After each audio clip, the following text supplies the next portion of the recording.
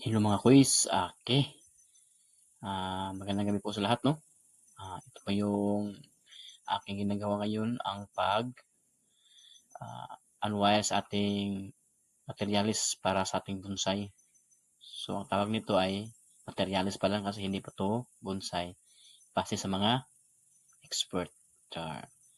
Itong materialis na to, quiz, isa po itong Picos. So, base sa aking nalalaman, Chinese na to na parang tiger bark na tinatawag. Chinese tiger bark ficus. Parang magkahalintulad lang sila kay tiger bark. Tapos medyo maliit lang 'to na dahon kaysa tiger bark na kumpara natin. Ito po ay binigay sa ating kaibigan from cuttings. So ngayon, nag-wire tayo tapos nag-select tayo ng mga branches na kayang putulin at yung iba ay natitira para sa ating mga future ng mga branches. Okay, ito na portion na to ay linisan natin yung mga galing sa pinutulan natin ng mga sanga. Tapos mag-wire naman tayo mga boys.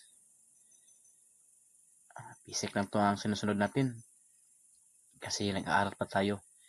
So bawat wiring, bawat pikit, bawat kimbot ng ating mga branches ay pinag-aaralan natin base sa mga expert. Quiz.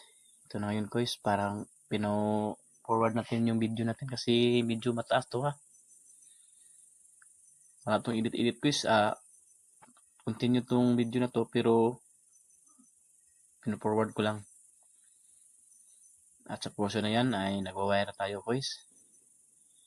Yung iba dyan ay nakatirik lang yung sanga. Nakahiga tapos may pinatirik.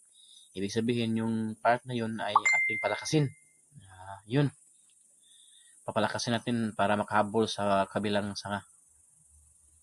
So na-layout at na-wiring natin yung first branch.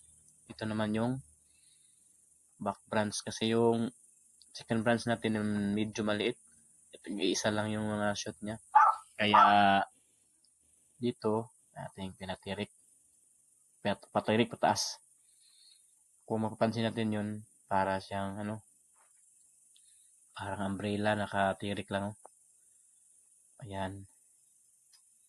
Yan ko yung sinasabi ko na ayun nag-iisa lang sa ngayon sa ating second branch. At yan naman yung sa isang sanga na yan, apex at saka yung kabilang sanga na naman. So, base sa ating natutunan, nakikita, nag-layout tayo base sa mga technique na ginawa nila. Pero, baguhan lang tayo dito guys. Kaya ito lang yun muna yung ating ginagawa. Ayan na guys. Okay. Marami.